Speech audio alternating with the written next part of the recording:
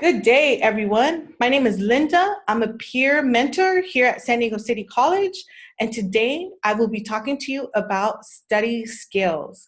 Study skills is a really important topic because you need to know what study techniques work for you so you can be a successful student. So, thank you for joining me, and let's get started. So, first of all, active listening, taking notes during lecture. Active listening is when you are fully concentrating on what the speaker is saying. In this case, it'll be your professor. You are listening with your whole body. Um, Also, too, you want to think about what the speaker is saying and take it in. Also, too, while you're in class or even online, you want to avoid distractions because it's really easy to get distracted, like by your telephone, or if you are online at home and you have family members interrupting the what you're trying to learn. So you want to avoid those distractions. If that means putting your phone on silent or not having your phone around, or finding an area where you can study or listen to your lecture. And even if that means you put a sign on the door that says do not disturb, just so that you're not distracted. Also, to be selective in your note taking, similar to one highlighting the most important things in the lecture when you're taking notes. So please only write down the most important information. You are going to be unable to write down everything your professor says. So you want to tune in to, oh, this is really important. Let me go ahead and write that down. And again, reiterating how important active listening is. Because when you're an active listener, you're listening with your whole body. You're listening with your ears, your eyes, your mind, and that allows you to retain the information, understand the material, which ultimately positively impacts your grade. This is our lovely curve of forgetting. You can use it or you can lose it. And I'm going to show you a little video on YouTube about how easy it is for us to forget information.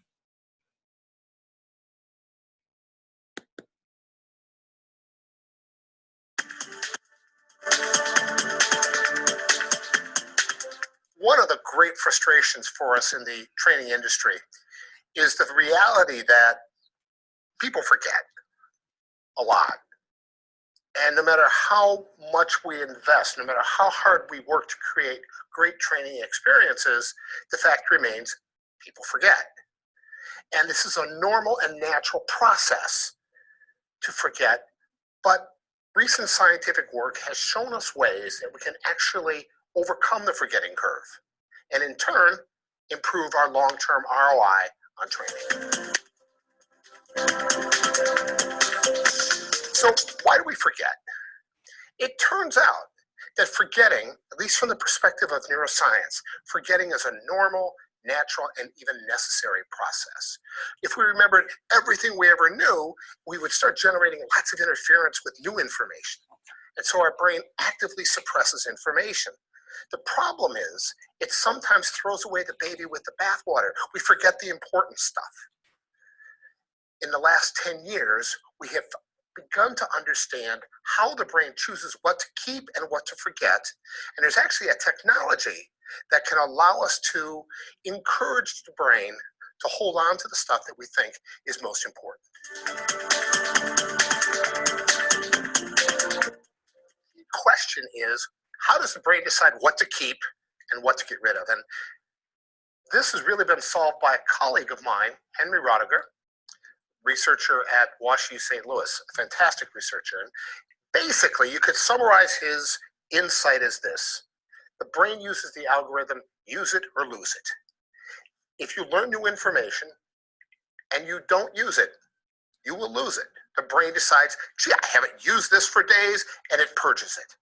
Conversely, if you learn new information and then you use it in the hours and days after training, if you recall it, the information is then deemed important and your brain keeps it.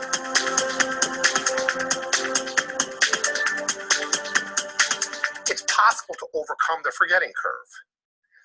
And what Dr. Rodiger has told us is, if you provide the learner with opportunities for effortful retrieval, that is, to really think about the material, go back to it and try to process it, that event, that effortful processing, sort of meta tags the information to say, hey, brain, this is important, don't get rid of it.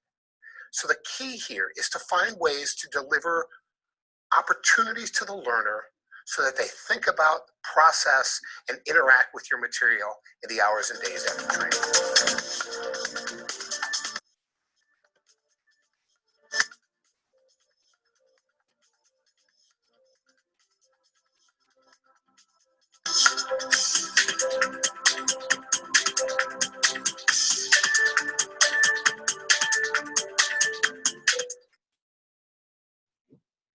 Well, that was a short video. Now we're going to go ahead and get back to the presentation. I just thought it was really important information that was relative to this topic and the importance of studying so that you can retain the information that you are learning.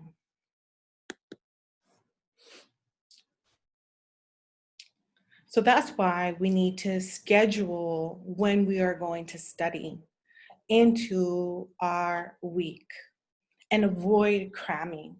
The most memory retention is produced when the student studies closest to the day that the information was presented, as opposed to studying closer to the day of the exam. For this reason, it's best advised to schedule out timeframes throughout your weeks in increments spaced out to best retain the information. Never wait to the last day before your exam to study. So, for example, let's say today is Monday and you know by Friday you are going to have an exam. What you would want to do is go ahead and space that out. When are you going to study? On Monday, I'm going to study at 2 o'clock for an hour. Tuesday, I'm going to study for 2 hours. I'm going to study in the morning from 9 to 12. And you just want to break it up and have separate study sessions. So when the day of the exam comes, you could be ready. Not that you're trying to cram everything the day before the exam or the day of the exam.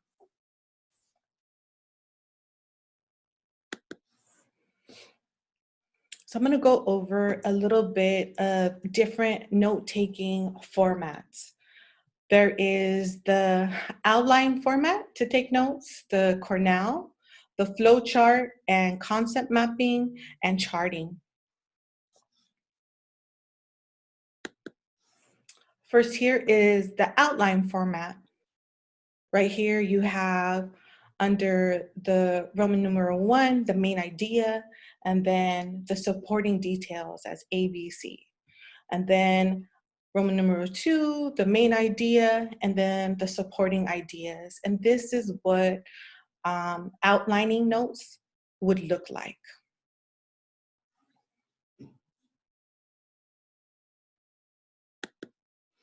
Another way you can take notes is the Cornell way. Here you see on the screen that there is a separate column where you put your cues, where you write your comments after classes, where you write anticipated exam questions. Also to your main ideas. And also to the bottom half of the paper is used for studying, what you're gonna need to review for the test. The top part of the paper is where your notes is gonna be at, and your notes that you're taking during class. You have your main points, you got bullet points. If you need to diagram something, that's where this would be at. Paraphrasing, abbreviations. And we also included a sample of what Cornell notes would look like. Right here, you see somebody dated their notes. So that's also really important when you're taking notes. Always date when you take your notes.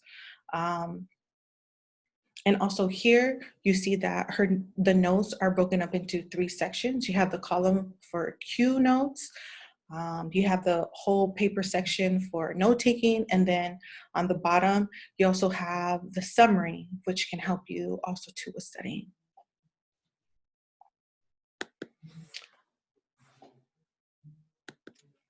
Excuse me. Need to keep on pushing forward, not backwards. Here you go. Another way you can take notes is a flow chart or charting. It's very simple. It's also very visual, helps you understand how concepts are connected. One example of a flow chart or charting is like a timeline. So this is really good for history classes, where you can do a timeline of when events happen, important events happen. Also too, a flow chart or charting can also be really good for theorems, which is typically used in either your sciences or your maths, and it helps you see how things are connected.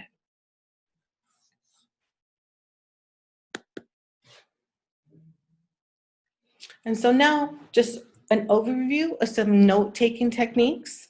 Number one, I already said, I'm gonna reiterate, active listening. You wanna make sure you're listening with your whole self. You got your ears, you're paying attention, taking in the material, processing the material, and no distractions. Also too, making sure you identify the main points. And again, reiterating, it's impossible to write down everything that your professor is saying. So just make sure you get those main points. And also to just figuring out what works for you. And really important too is to make sure you can read your own notes. Because if you're taking notes and then you look back at them and you can't read your own writing, that's a problem. So you want to make sure you can read your own notes. And also too, staying organized. And part of staying organized is putting the date of when you took your notes.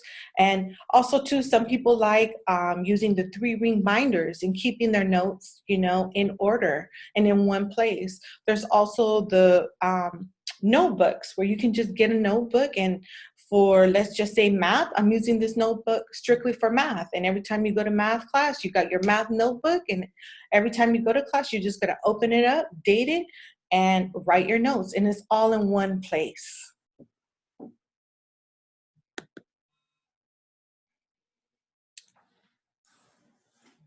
Another important technique to studying is knowing when is the best time for you to study.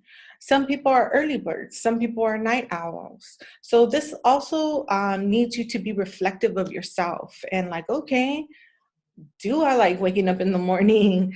Am I early bird? Or am I like, no, don't wake me up 5 more minutes with the covers over our head?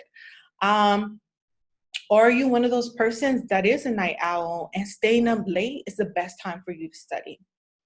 Whatever time of the day captures your best energy, use it as much as possible to get quality studying done. Make studying during your best time of the day a habit. This habit will result in significantly less stress and positive reinforcement towards studying in general. Also too, there's group studying. When you study in a group, you hear different perspectives, you get a higher understanding. You also are learning from other members in your group. And also too, in your group, you may have that one member is struggling and another member is really skilled. So you're able to help one another and bounce off one another. Also too, you get the support and motivation. So that's also really important. If you're able to study in person or even via online. Office hours with professors. It's also very important when you're able to go visit your professor during office hours.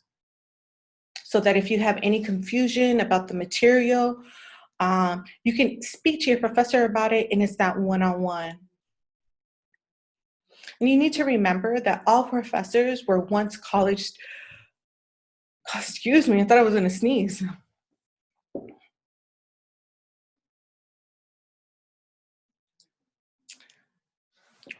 So again, another resource is your professors. One very